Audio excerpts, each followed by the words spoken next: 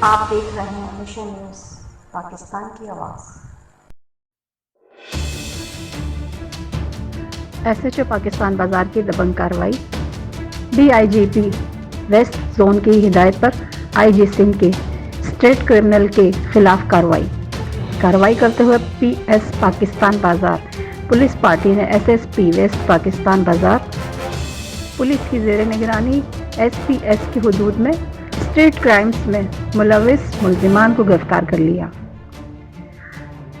ملزم کی شناخت محمد نفیس ولد محمد توفیق کے نام سے ہوئی۔ ریکوری 5,000 فیک منی، کل کیش 1,50,000 روپے برآمد۔ دوسرا ساتھی ملزم کی شناخت محمد طلحہ ولد محمد نفیس، ریکوری 5,000 فیک منی، کل کیش 3,50,000 روپے برآمد کی گئی۔ مقدمہ نمبر PPC 34 CB 489۔